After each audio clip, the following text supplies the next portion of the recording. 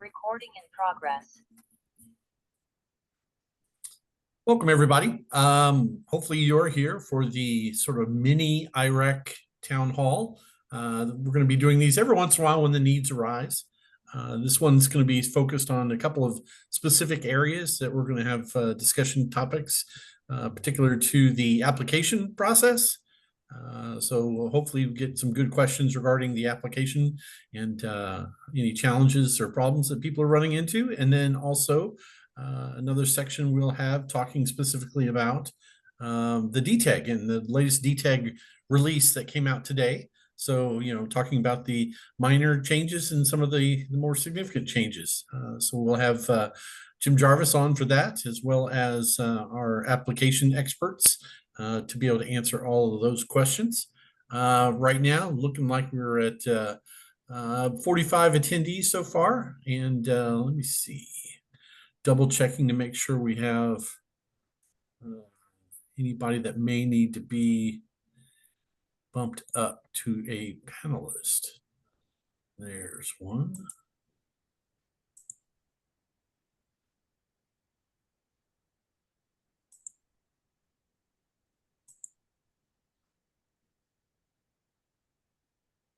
Okay, this is getting a little weird. I think Paul is also in the chat. Okay. So we'll just give it a few more minutes as more people jump on. Oh yeah, they're jumping on a lot now. Holy cow, I'm doing my best to keep up. Well, Yeah, the Discord notification for the event starting also went out a minute ago. So, Mr. Jarvis, I just sent you a link. Hopefully you'll get bumped up here shortly. Mr. Pfeiffer, I see you're on as well. oh, I see Jim.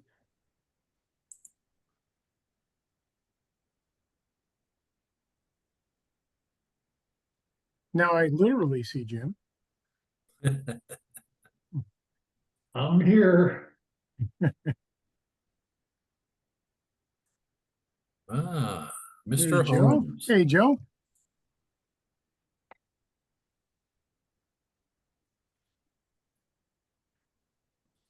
Mr. Holmes will be joining us. I see Paul's name anyway.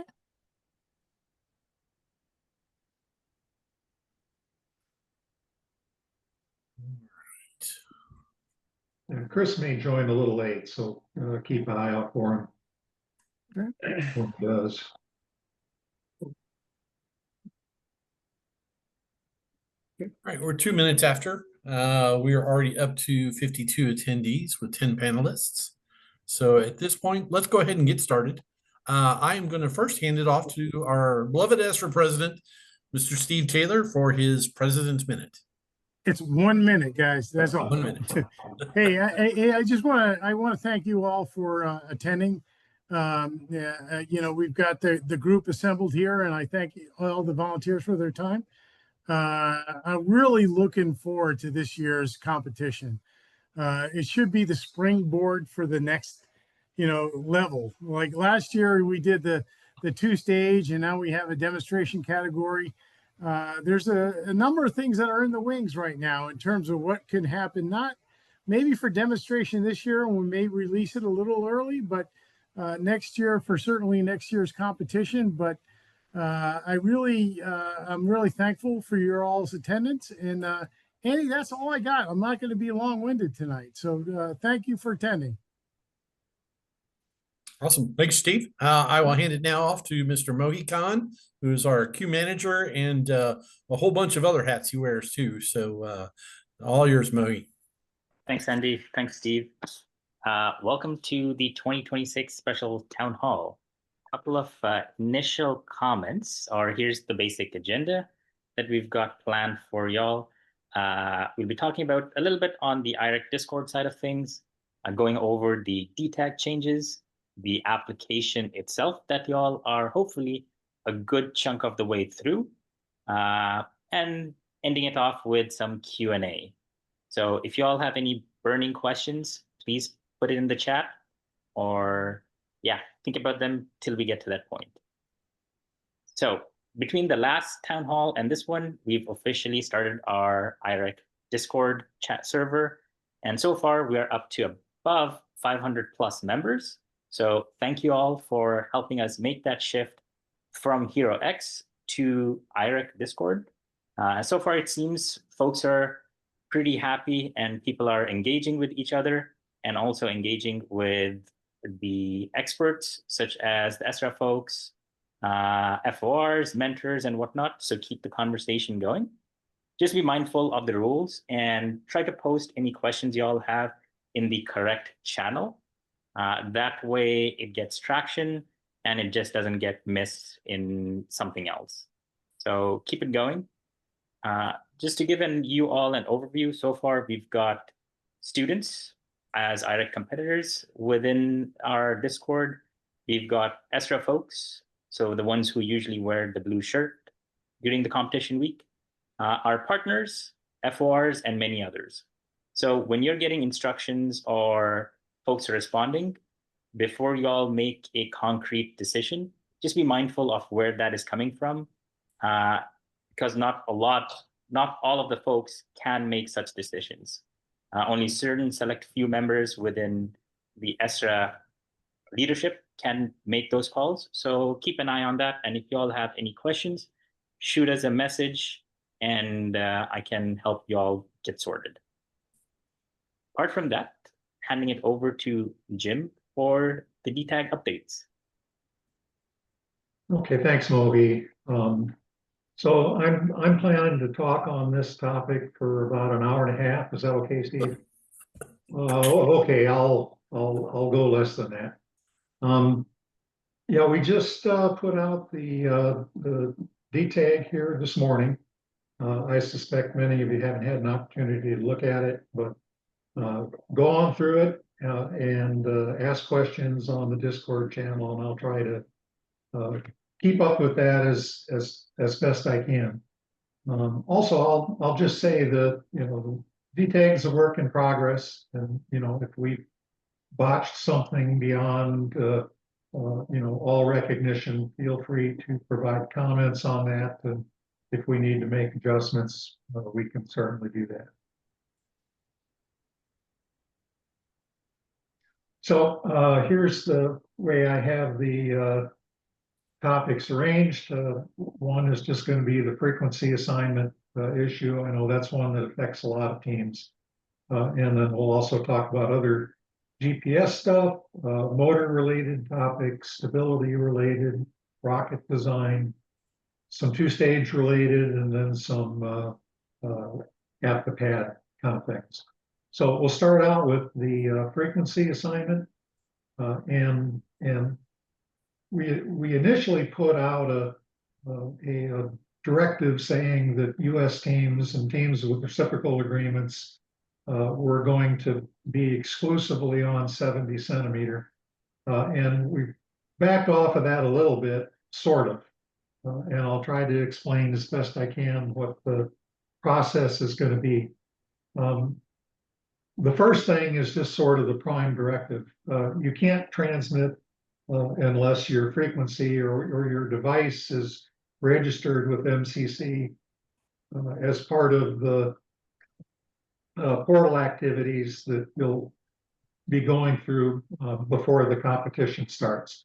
So just keep that in mind. All transmitters have to be registered with MCC. One of the things we're trying to accomplish is to have very good communications in the COTS GPS area.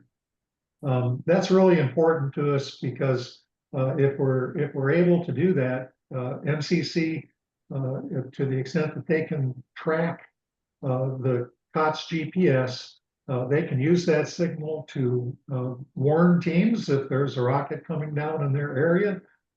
They can help teams to find their rocket if the teams didn't get the GPS signals live during the flight. The MCC has pretty good antennas and oftentimes can see things that the teams can't.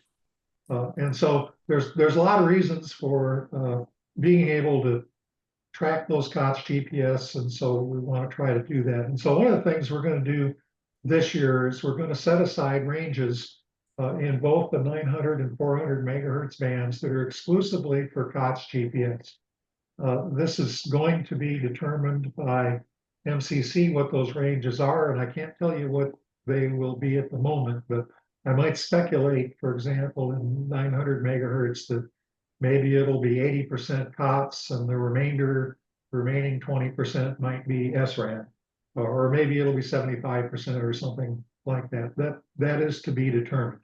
So those ranges will be exclusively COTS GPS, and outside of that will be outside of those ranges will be for SRAD transmissions, and we don't want any SRAD transmissions in the bands that are designated for COTS GPS.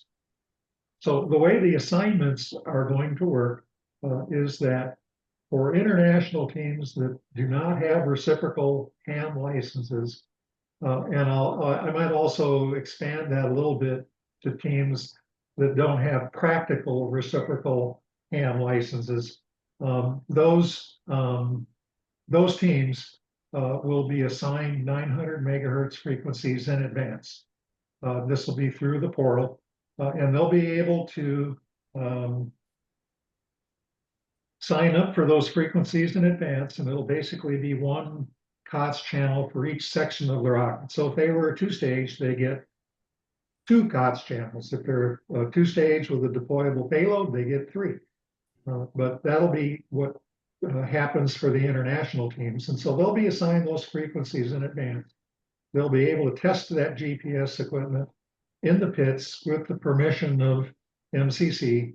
And then when they're done flying and they've recovered the rocket and gone back to the post activities to get their altimeters downloaded and so forth, they'll surrender those frequencies. And then those frequencies will be available for other people to use. So for teams with access to ham license, they can elect to be in 400 megahertz or 900 megahertz. If they elect 400 megahertz, which is what we want them to do, then those frequencies can again be assigned in advance through the portal, and they'll retain those frequencies basically through the entire competition. No one else will be assigned to the frequencies that they're assigned to in advance on the portal. And again, they'll be able to do the testing of the GPS systems in the pits with MCC permission. Teams can also elect 900 megahertz if they want to. There's a limited number of them though, and so we can't assign them in advance. So what will happen from a practical perspective is those teams will be assigned their 900 megahertz frequencies actually when they go through to do the final flight safety. And so they're not going to have their frequencies until then, and they're not going to be able to fly until frequencies are available. So the way I kind of envision that this is going to work is there's going to be some number of frequencies that get assigned to US teams initially, and then those teams are going to fly, and they're going to come back to post check-in and surrender those frequencies. And the international teams are going to come back and surrender their frequencies as they fly. And so those frequencies then become available for US teams to use. And so it's important to recognize that US teams electing 900 megahertz may get delayed if there's no 900 megahertz frequencies available for them at a given time. I'm not really sure this is going to be a problem when it's all said and done, but I don't really know that at this point. Someone may need to kind of go through the math and say, well, if there's this many teams, here's how fast they're going to get used and recycled. And I don't know the answer to that yet, but I would just be very careful about going with 900 megahertz if you're a US team.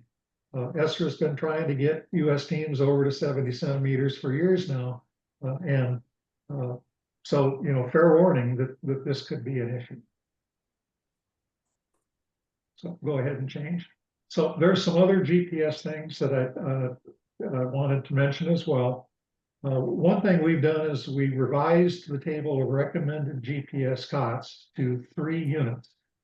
They include the Altus Metrum units, the Big Red B units, and then in the 900, the featherweight units. Those are the ones that MCC can track. And as I mentioned before, it's important and beneficial for MCC to be able to track the GPS. And so there are other 33 centimeter GPS units available, but at the present time, they can't easily be tracked by MCC. And so that's why they're not recommended. They can be used, but they're not recommended. And for people using SRAD GPSs, we really strongly recommend using APRS protocol if possible, and the specifics are in the DTEG. There are some requirements for being considered a qualified COTS or SRAD transmitter. And those are listed in the DTEG. They involve being able to select the center frequency. We're not allowing frequency hopping this year on any band, so no frequency hopping. There are requirements for maximum power, for bandwidth, for harmonics. Those differ somewhat between COTS and SRAD, so read the details there. There's also some procedures for multiple COTS. You can use a multiple COTS GPS in a section of the rocket if you want. If you do, it's recommended that you use time slotting for those. So if you have two sections of the rocket, we would like you, and I'm talking about like a booster and a sustainer. We would like you to use time slotting for those GPSs. If you choose to use multiple GPSs in the same section of the rocket, you can do that, but you're going to have to time slot those transmitters. And as I mentioned, there is going to be GPS testing in the pits. We want teams to be able to test that equipment before they get out and put it on the rail. But that will require permission from MCC to do that, and details on that will follow. There's some things related to motors.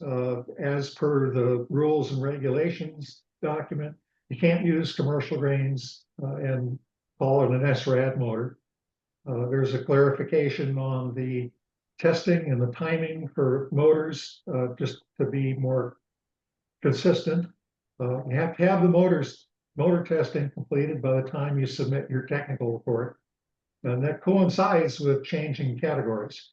So if you're unable to complete your SRAD motor testing by the time that your technical report is due, then you're going to have to probably switch to COTS at that point. There's some clarifications in there on oxidizers. There's a double-headed igniter rule. And I'll just explain, we used to require double-headed igniters for ground-started motors. And we stopped doing that last year because of issues that were experienced for teams that took two high current igniters and put them together, and then we couldn't start them. So we want to come back to double-headed igniters this year because it increases the chances that rockets get launched. And we're hoping to have several vendor options for that. And in addition, you can make your own igniters from DTEG matches, but we want those to be double-headed. But we do want to exclude using two high current igniters, but there's other options that you can use. And that's what we want to use for ground started igniters. You don't have to use that for sustainers on two stagers, but it's not a bad idea to do that. The other thing is there are some additional reporting requirements for igniters. We want to know where you're getting them from, and we want to know what the composition is. And if you come to us and you say, well, we're an old 5500, we're using the igniter that Aerotech provided, you're probably going to get a nasty gram not to do that.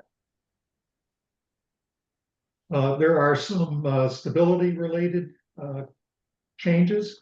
One of the things we've done is we're going with a hard limit on 82 feet per second for the rail exit velocity. Last year there was 100 foot per second limit, but there was some ambiguous wording in there about proving that the rocket would be stable at less than 100 feet per second. And we would just prefer not to go there. So we're going to set this hard limit, and it corresponds to a thrust to weight ratio of about 7:8. So it's not like we're requiring really high thrust motors necessarily. But that's going to be the rule for this year.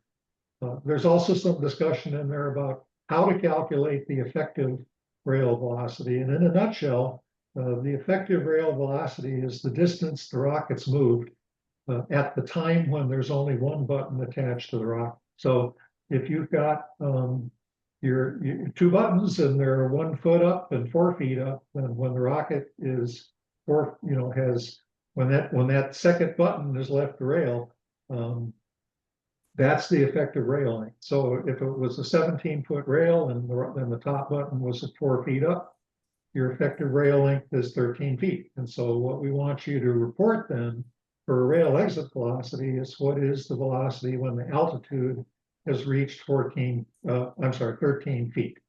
And you can get that from your simulation.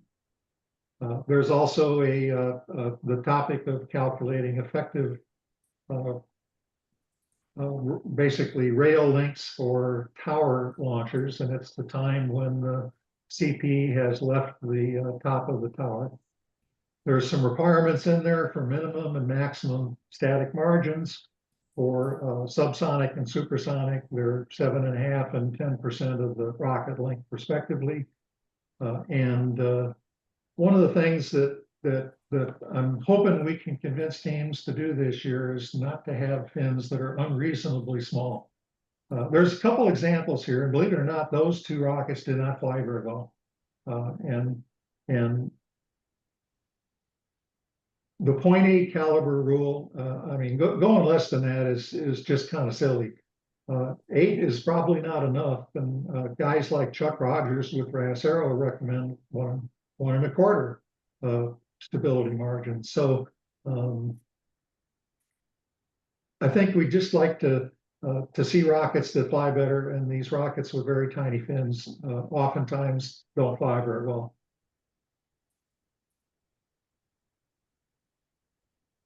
One of the things we've done is we've eliminated the allowance for LiPo batteries, and I'll explain why that is. Within the last year, we allowed LiPo batteries on a very limited basis, and particularly if a vendor specifically required a particular LiPo battery for their units, then we allowed that.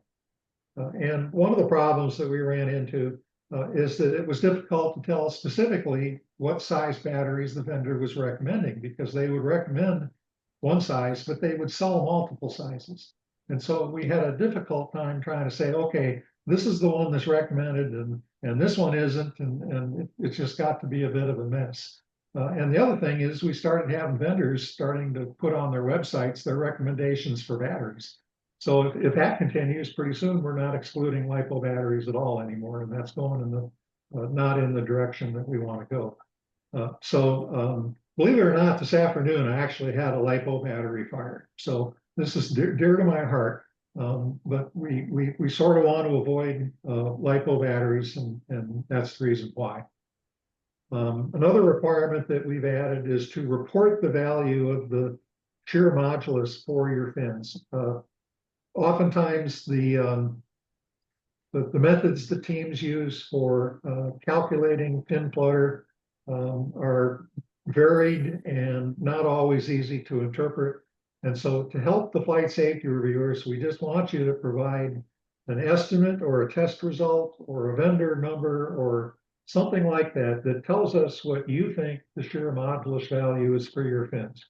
And if you throw carbon fiber panels together and compress them under a brick and report a shear modulus of 3.5 million psi, you're probably not going to get, you're going to get an asterogram if you do that. So that'll help us to evaluate whether or not you're adequately calculating the tendency for fin flutter and to let us help you on that topic. There's some additional requirements we have in there for just reporting how many shear pins and what size and what venting you're using and where are the vents. And this is things that were not in there before. And mainly these requirements are just to kind of tip you off that these are things that you need to be thinking about in your rocket design that some of you may not have a lot of experience with. So if you report those things, then we can kind of help judge whether or not you're on top of that topic. I also included a reference to the IEEE Unified Safety Code in there. And in particular, if you just read through the Unified Safety Code, that's not everything that's in the safety code. There are some additional documents on the IEEE site, and in particular, one regarding the use of metal in rockets that I just want to point out to teams that exists, and that's part of the safety code. So if you're considering metal in rockets, you'll want to read that supplemental information on the IEEE website. There's some two-stage related stuff. One of the things that we're requiring is dual deploy for two-stage boosters. And this is another one of those things that was waived for last year, but it's coming back for this year. And it actually was sort of waived by accident last year because the original intent of single deploy for two-stage boosters was for 10K flights. It was never really intended for 30 or 45K flights. And since we no longer have the 10K category, there's basically no reason for a single deploy of two-stage boosters. And there's two reasons for that. One is they drift a long ways. If you're going to 10 or 12,000 feet on a two-stage booster, you're going to get a long drift if there's much wind. The other thing is for safety. If you're putting out a main chute and you've got horizontal velocity, the chances of stripping that main or severing that harness are much greater than if you're putting out a drill. So when I hear deploy the main at apogee, what I think of is lawn darts. And yes, you can mitigate those things, but only to a point. And we don't want to have two-stage boosters coming down ballistic on the competition. We've also added a shunt requirement for sustainer igniters. So now there is both a shunt and an isolation switch requirement in there. They can be done as a single switch, and there's information in the DTEG on how to do that, or you can do it with two switches. I personally prefer two switches, but that's just me. If you have, I'm perfectly willing to field questions on how to do a shunt and how to test it and verify that it works so that it's providing the safety that we're hoping to accomplish with the requirement. The last requirement is one in there that I'm not very proud of. But basically what I said was that there can be some interaction between SRAD igniters, or I'm sorry, SRAD electronics on sustainer igniter circuits. And you can't light a sustainer with an SRAD altimeter. That's not the point here. What is the point is that I want to go in a direction on two-stage rockets where you can arm these things from the ground and not from the ladder. You may end up having to turn on electronics on the ladder, but I'd rather not have you have to be able to close the isolation switch or open the shunt while you're on the ladder because you're in a very vulnerable position. So I just want to make the general statement at this point that I want to encourage two-stage teams to look for innovative ways to do their two-stage sustainers so that they can do them as safely as possible. And I'll just give you one example. I had a rocket where basically I turn on the altimeter with a Wi-Fi switch, and then I have a horseshoe-shaped magnet on the outside of the rocket that's the shunt, and I pull it off. So I don't have to climb the ladder to turn on the altimeter or take off the shunt. And there's different ways to do this, and I would just encourage innovation to try to not have to climb the ladder to do those functions if you don't have to. Last slide here. There's a few things just to be aware of at the pad. One thing is that you can't turn on flight computers until the rocket is vertical. I think the DTEG last year said you couldn't arm altimeters. That's been changed to be you can't power them up until the rocket's vertical. I'm also adding a rule where a team can provide a custom standoff. I'm tired of seeing on pads where the standoff doesn't fit, and then you all go look around for a 2x4 that'll hold the rocket up. And so what I want you to be able to do is not to have to do that at the last minute, But instead, if you want to, you can design a standoff that fits your rocket. You have to be able to easily put it on and take it off, and then, you know, it'll be recovered like cameras, you know, through the lost and found that, you know, after that salvo is over. But you can come up with something that fits your rocket better than 2x4 does. I'd like to have people notify ESRA if there's the use of LiPos for ground power systems. We also included a little bit of information in there, sort of as a teaser on the ladders that we have out there. We don't want teams show up and they're unable to reach their electronics, whether it's 2-stage or single stage. So we've got some information in there. But if you're confused about your ability to reach your electronics, then you probably need to ask more questions.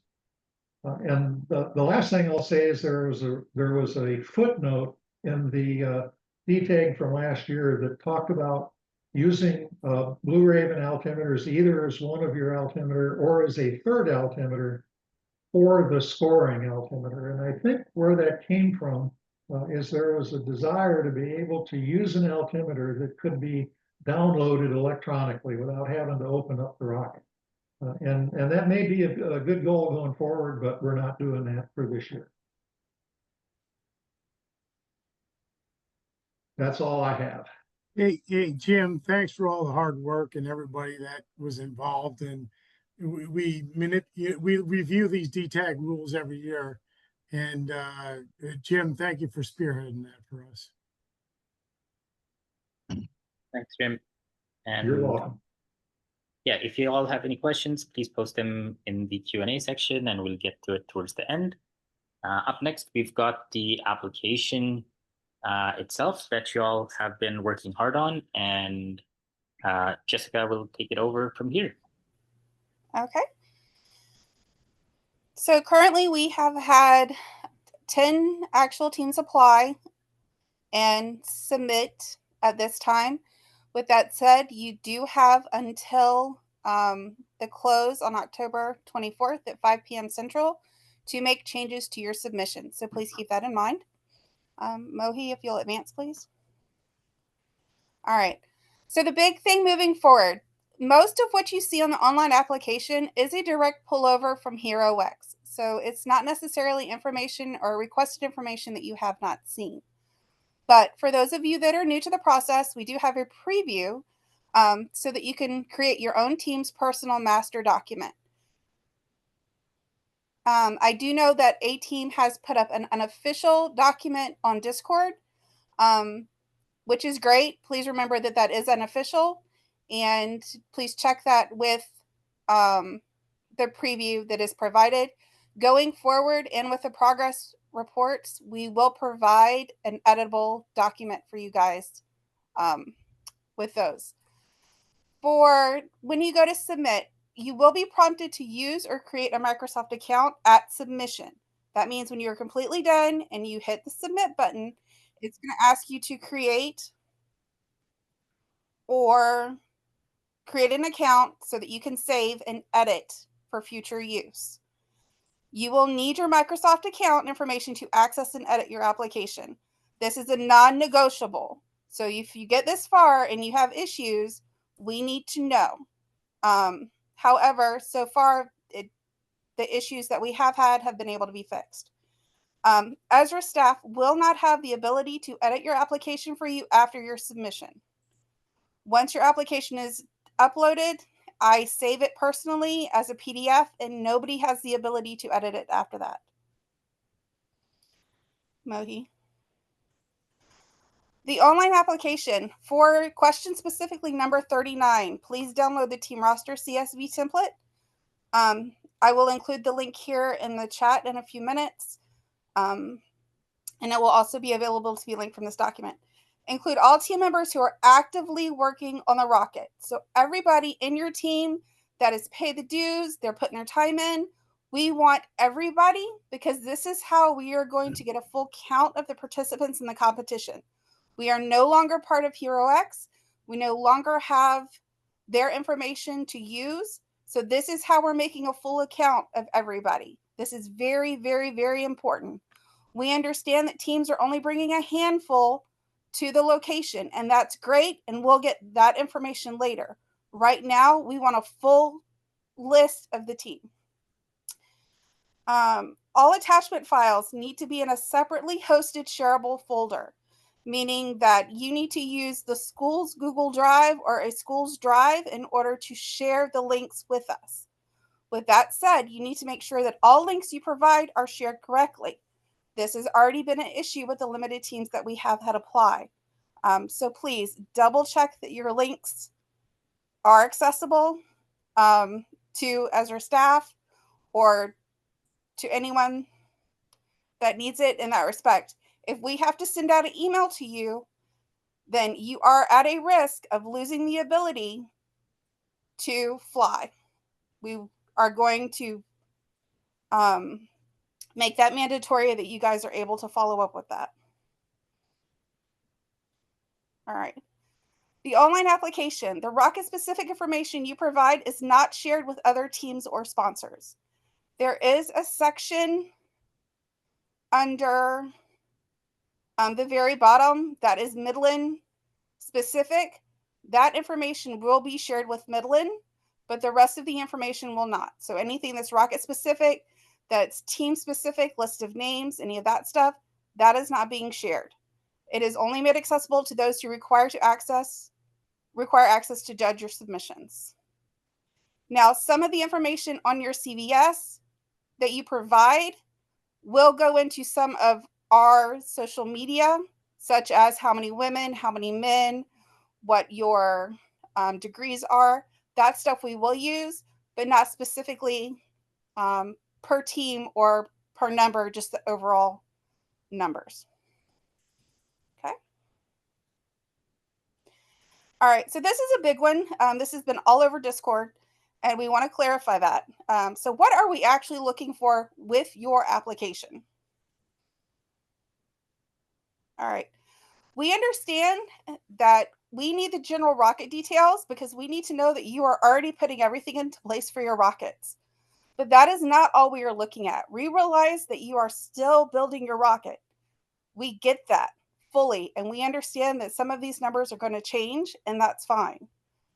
What we really, really want to see on your application is what experience does your team have that proves you have the chance to be successful? What effort are you putting into your rocket? What effort are you putting into other things that you are doing if for some reason your team doesn't have the or hasn't had the ability to fly? Do you have other experience that would be relevant? What makes your team different from your competition? So how is your team different? How is your team special that gives you the experience that you need to compete? And then again, what drives your team to compete this year? Like, what are you going for? What's your goal? Those type things. And Jim, I would love for you to chime in on this one. Yeah, thanks, Jessica. Yeah, I just want to let teams know that, you know, I mean, I'm going to be looking at these applications. And yes, I'm going to look at the details of the rocket and see what you've got planned. And it's always helpful if what you say you're going to do makes sense and it's not something that basically shows you haven't really thought through the process. But bear in mind, there's going to be 30 teams that put in reasonable rockets and don't have a lot of rocket experience. And when we look at trying to pick between those teams, the thing we have to look at is your experience. And if you don't have any experience, then you have to come up with something that's maybe a little bit more creative about how you solve problems, how you solve similar experiences in the past. I mean, what have you done that will lead ESSER to believe that you can have a successful flight with here at this experience, if you at this competition, if you haven't launched these kinds of rockets in the past. So I would just urge teams to kind of be creative and to think about, you know, what have your team members done in their lives and in their hobbies and in their, you know, their whatever they've done that might give you an advantage that just saying we don't have any experience will not give you. That's what we're looking for. So I would recommend if you're one of those teams that you think about how you can answer those questions in a way, because they're not boilerplate questions. Those are the ones that we're really going to be looking at. Jim, if I could jump in and add just a couple of little points. Every year we have the same problem also, where we'll have teams that appear to have relatively insufficient, I guess, evidence or experience and expertise that are applying for categories that are higher than the 10K COTS. So, you know, that is sort of a double whammy. The 10K COTS is identified for if you've never competed in the IREC before. The 10K COTS category is your best opportunity to prove to us that you can compete at this level. For teams that have multiple years experience, either in 10K COTS or similar in other international competitions, you know, those teams have proven their ability and may apply for the higher level categories, the 30K or the SRAD or some of the other functions. But again, if this is your first IREC and you have relatively limited or no experience whatsoever, your only opportunity is 10K COTS. And so every year we'll get a good half dozen or more teams that are, you know, with very little experience shooting for the moon. And that's almost a certainty that you're not going to get accepted. So if we could try to do our best to avoid that, and if you have questions or concerns, you know, certainly drop us a line. You can jump on the Discord, ask the question there, or you can contact us via the website as well.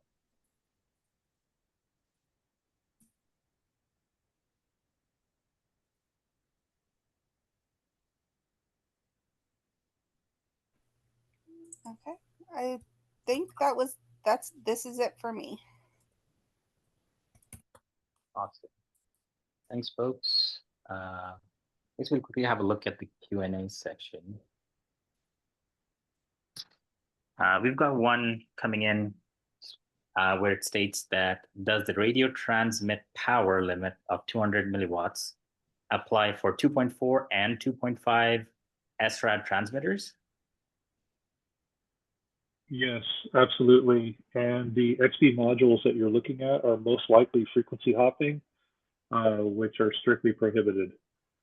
So their methodology of anti-interference does not work in this RF environment, and it messes up everybody else. So you cannot use those modules.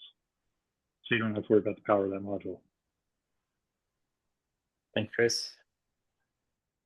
The next one that we have is, how does the frequency range rules for SRAD transmitters apply, given that some of the off-the-shelf transmitters, like DigiKey XP modules, are greater than the 200 milliwatts, but also anti-interference due to using a proprietary type of signal encoding, and also can be adjusted by a much smaller increments? Yeah, so there's actually a couple of questions here that overlap. So straight up, no frequency hopping. I see that somebody's digging into the registers of the radio. That's fabulous. If you can get the bandwidth down and keep it from hopping, we're good with that. Yeah, so I think that answered that. Thanks, Chris, again. There's another one, I guess more so for the general folks here. If our team applies for 30K COTS, not our first IREC, and ESRA does not think we are fit to compete in that category, would we be recommended to downgrade to 10K COTS in this case, or just outright denied from competing? So I guess Andy, Steve, so this team's more so, they've competed before, but they're looking to apply this time around for the 30K. But if they get denied, are they going to be denied, or are they going to be bumped down to 10K again? What we typically will do is we'll reach out and say, you know, your chances of getting 30K are not looking real good. We'll typically give you that opportunity. The problem that we're going to run into is that changes your design significantly. And we can't reopen up the application process and let you do all your documentation over. So that is a little bit of a challenge from that standpoint. But nonetheless, if you've competed before and you've competed successfully, where you've had a, you know, if you attended but did not launch, we don't see that as true experience of launching.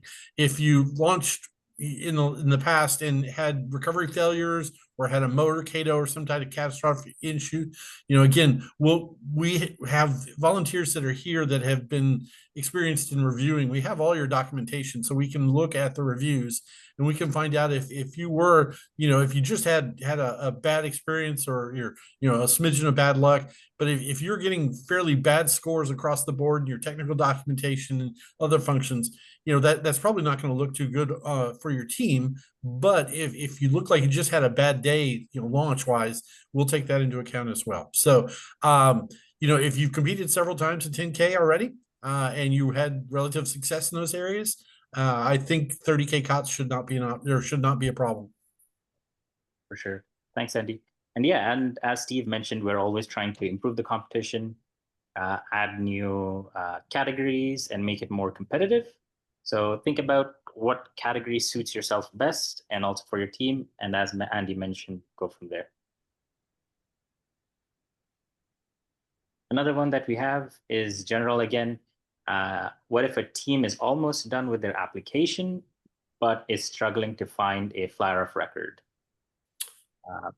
What's the next step for this team?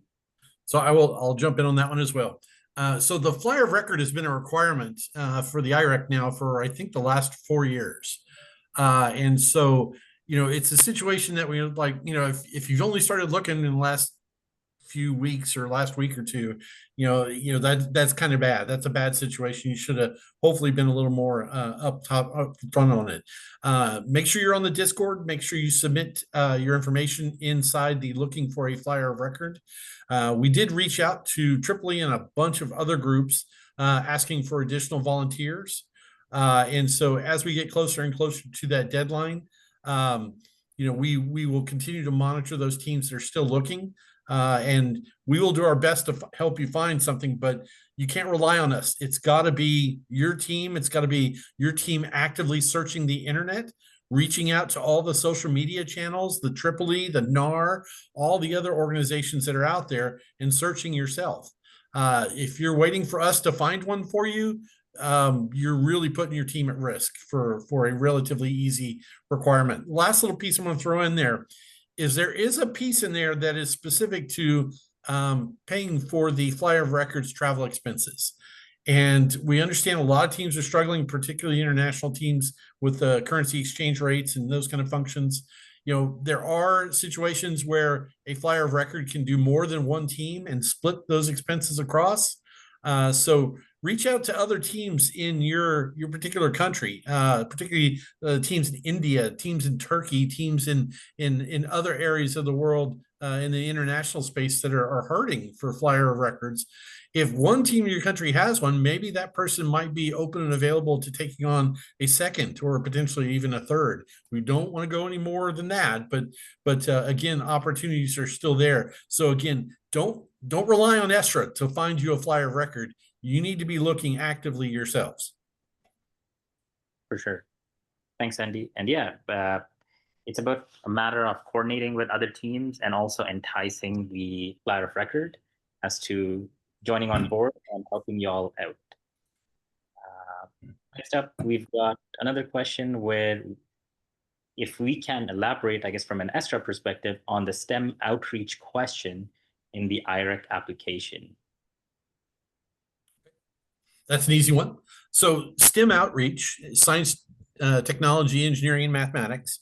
Any activity that your club has done in the last 12 months that relates to the promotion of these 4 areas of education, particularly with younger students, with high school, with middle school, with just the general community at large, where you are, and it can be specific to the rocket team, where you're promoting your rocket team to the community, or having a model rocket launch, any of these functions.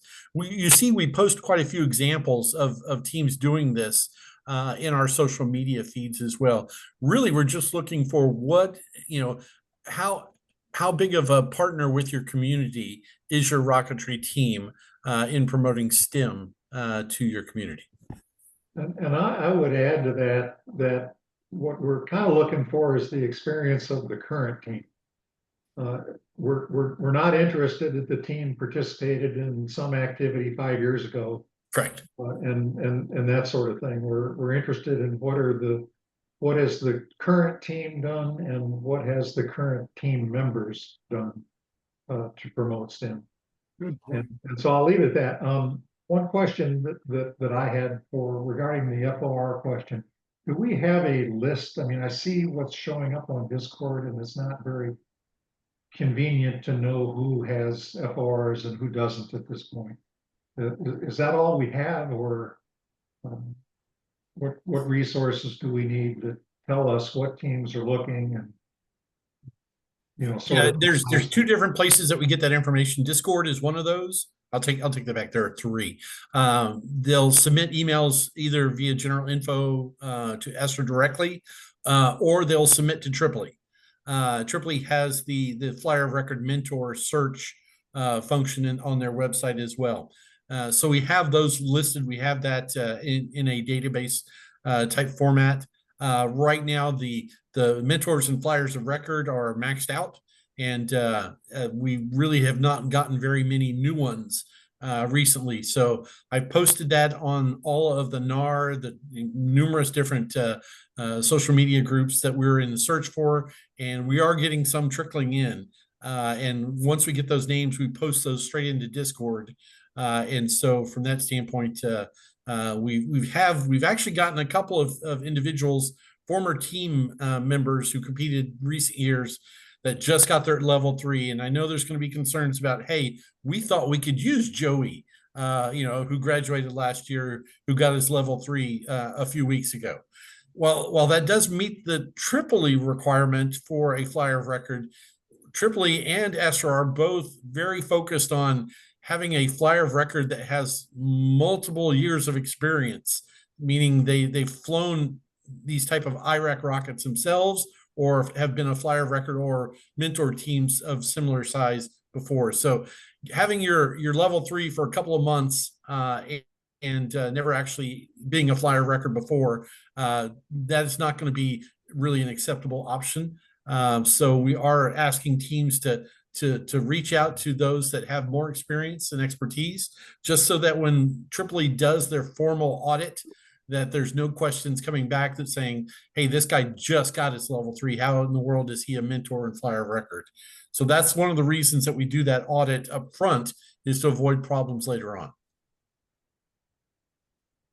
And building up on that, on Discord, we do have Flyer of Records as tagged as Flyer of Records. So keep an eye on that, and then reach out to those members as well, and y'all can go from there.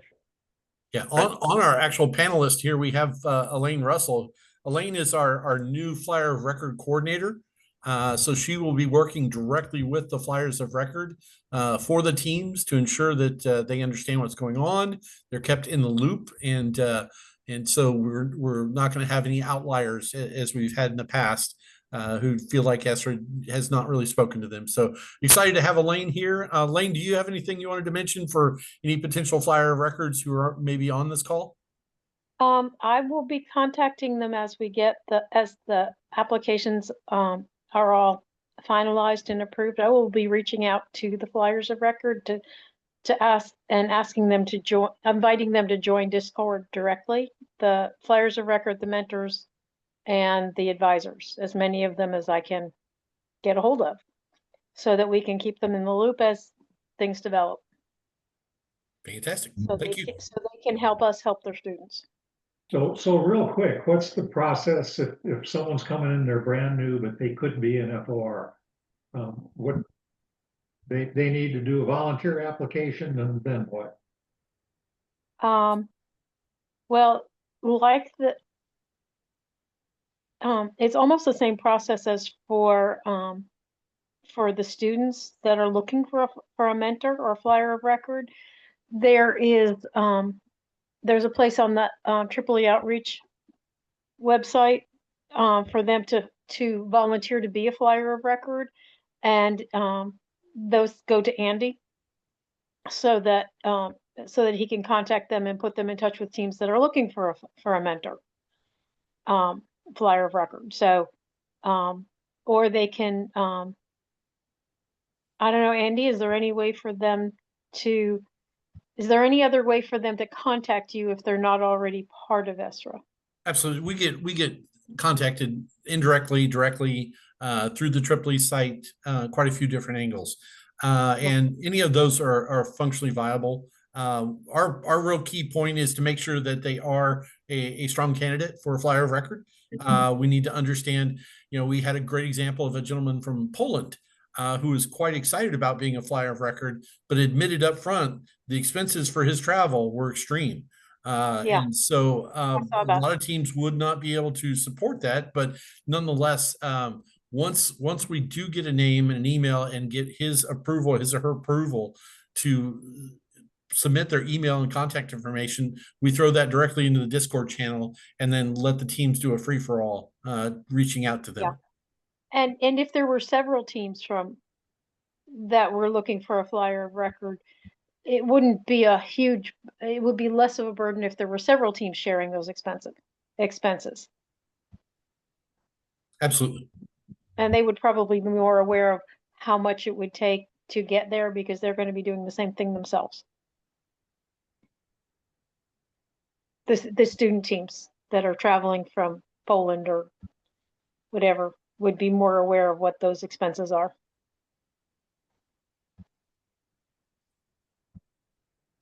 Stop it, cat. Sorry.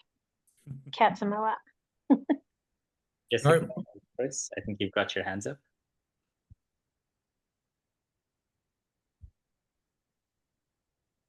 Mohi, were you talking to me or Jessica?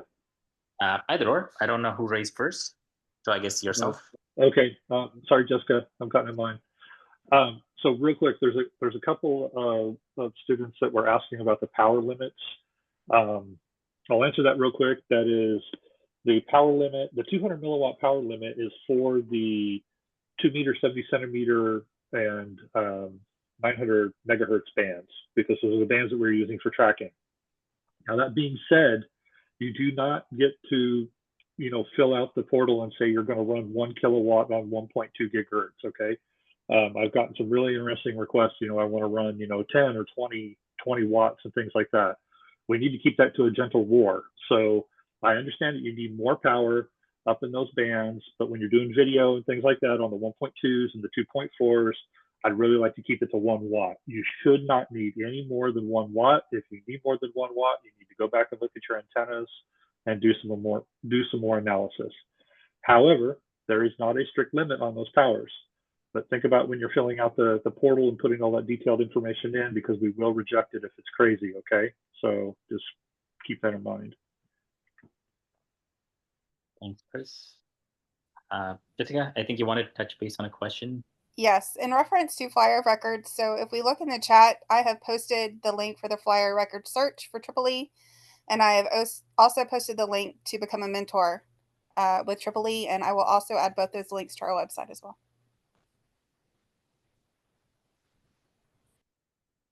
Yeah, and I think it was already mentioned by Jessica in the chat. Yes, a lot of this information from this town hall will be going onto our website and also on our YouTube page. So keep an eye on our socials for when those go live. Another one that we've got is if we can add to the application events that are planned and scheduled for in the near future for outreach. Yes, please include as much details as you can on what you've done in the past, that is up till now for this past year. So 2025 to 2026, and also what's coming up before competition arrives.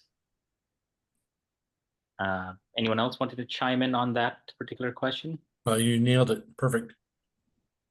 Another one that we've got is going back to the flyer of records. So if this flyer of record worked on and built L3 rockets for a while with a different flyer of record, but this person only got their L3 in the past month. So what happens in that case? So that's going to be, there are quite a few individuals. I can highlight my mentor, who was a level 2 for decades and flew a lot of very, very large L2 rockets, but finally did not get his L3 until his mentee got his L3. So if any of y'all know Rocket Yoda, that's our cute little story that we have. When Rocket Yoda found out that I myself was getting his L3, it sort of pushed him over the edge. But nonetheless, he would certainly suffice for a qualified L3, even though he just got his. I don't know if that applies to everyone else. It's going to be a one-off type scenario, and I would hesitate to put somebody's name in there if you're not certain of the outcome. I would be actively looking for another flyer of record to, and maybe the person that you're looking at who just got his L3, again, if he's a young individual and he's only been flying high power for a couple of years, it's not really going to help. Having an older gentleman like Rocket Yoda, who happens to be several centuries old, who's been flying rockets since I was born, that's a different type scenario. But I would recommend that you continue to look for a very seasoned, very qualified, very experienced L3 to make sure there are no questions asked. Thanks, Andy. That was pretty much it to the questions that were raised so far. If anyone has any other questions, please feel free to put them in the Q&A section relatively soon. Apart from that, yeah, we have Adam Nippa on. Let's give Adam a few minutes if he's willing to talk about two-stage and any questions or concerns he may have already run into, and maybe be able to address them out here. Okay, hey, how's everybody doing, and can everybody hear me? Yep. Absolutely. Okay, awesome.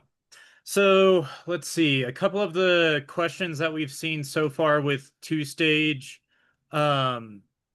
Main thing to focus on, please, two-stage teams, focus on that the new ruling for stability margins.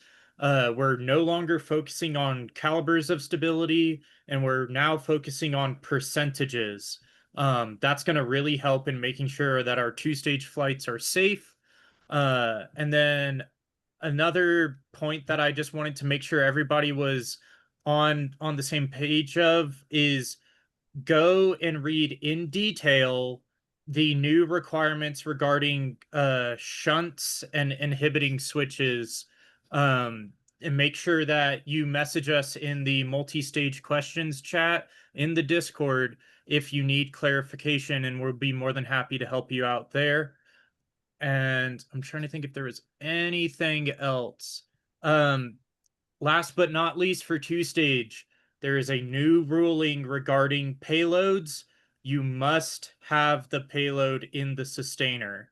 There is no ifs, ands, or buts about that. It must be in the sustainer. It creates a level playing field for everybody. And I think that's all that I had. Jim, feel free to chime in if there's anything else that I'm missing. Yeah, I'm glad you mentioned the payload and the sustainer. I would have put that in my presentation if I had remembered that. So I'm glad you brought that up.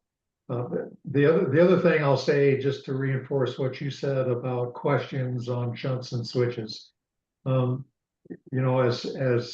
judges and competition officials, we're not supposed to help teams all that much. It's an engineering competition, and so we have to be careful. But we'll help you all day on shunts and switches. That's the safety thing. If you have questions on how to do those or whatever, feel free to ask those, and we will answer them, because that's an important safety issue, and we don't want you guessing on how to do that. And Jim, I'll say that goes for anybody that has a safety question. That's a good point, because we'll answer all day anything that has to do with safety.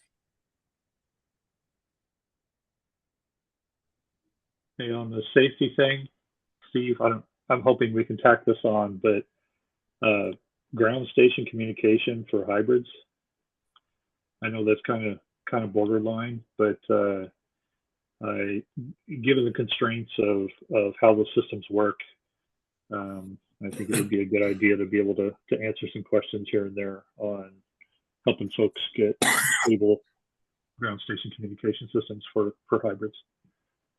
Yeah, You and Paul you guys have got an open communication channel, so you guys figure it out. And if there's anything we need to get involved in, let us know. And for any hybrid teams that are listening, you'll see that there's a requirement to bump over to 1.2, 2.4, or 5.8 for your ground communications. If you're trying to move over from from a lower frequency or something like that, I guess connect with Paul. Paul's talking to me, and we'll make sure that you get set up right. Yeah, we actually do have Paul with us, and Paul would like to give you a few minutes as well to handle any hybrid questions or any other things that you've run into with student teams so far this year. Yeah, I'm noticing that there's a lot of people asking questions that look to be first time hybrid people. So like I say, if you have questions, keep posting them on Discord. If you're not sure what you don't know, fill out your applications and everything, and we'll go from there and work on down the list. Hybrids is unique in that we haven't had ESRA pads in the past, but we've got a mandate to get some pads put together commensurate with how many applications we get. So we'll see what happens at the end of applications, and then go from there on getting pads and getting things set up so that we can try to make this as smooth as possible. And as far as the communications, the hybrid control systems, video, and everything else, as Chris said, we've been talking, and any of the legacy hybrid teams that are out there now that can please contact me, and we'll deal with what kind of frequencies they've been using, and we can see how we can tie it into the new standard. Other than that, I don't have anything else. Thanks, Paul. Yes, sir.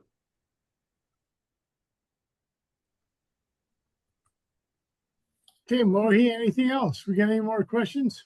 We have not. And as always, Discord's open for questions. Please post it there if you all come up with something after this town hall, and we can always answer you all there. And I really appreciate everybody's attendance. I like the new Discord channel. I think it's great. And hopefully you all take advantage of that. And thanks everybody for tonight's attendance. Hey, Steve, real quick, sorry. There were quite a few questions that were answered online, and I'm not sure anyone's paying attention to those or not. Moe, can we run through those real quick as far as just, what the question was asked and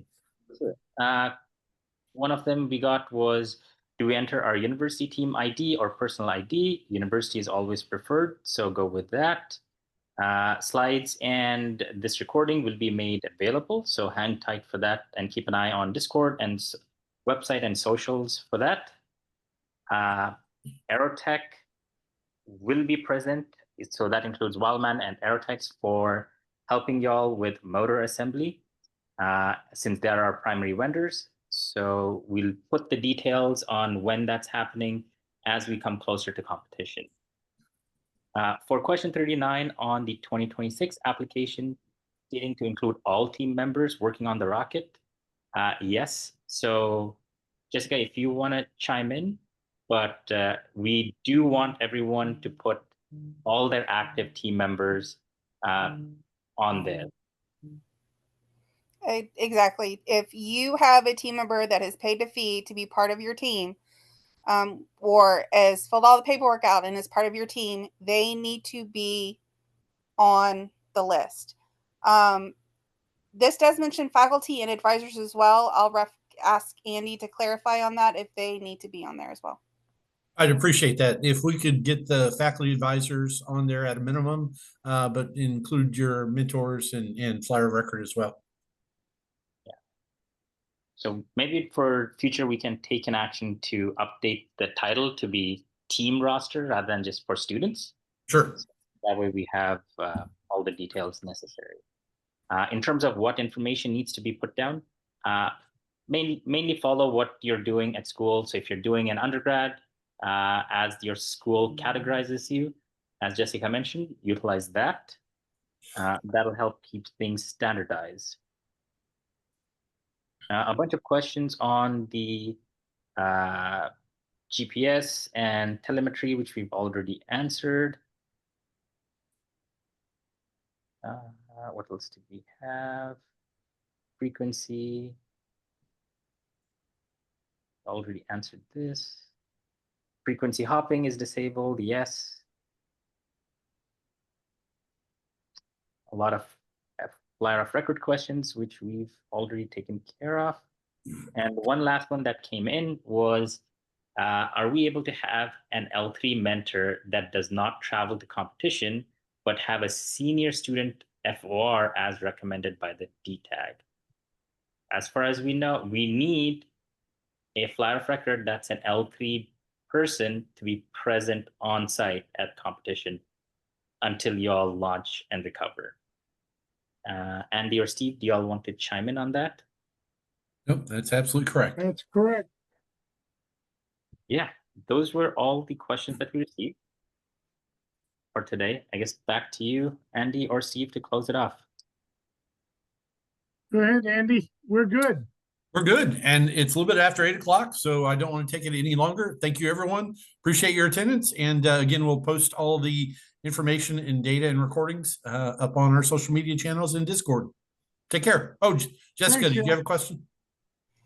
This is just a quick reminder. If you watch the video, if you still have questions, our regular town hall is still coming up next week, next Wednesday. Am I correct? That's Yeah. correct. So you can Thanks, save your Jessica. questions for then and we'll answer them then as well. Thank you, Jessica. Take care, everyone. Good night, everybody. Bye. Hi, everyone. Good all.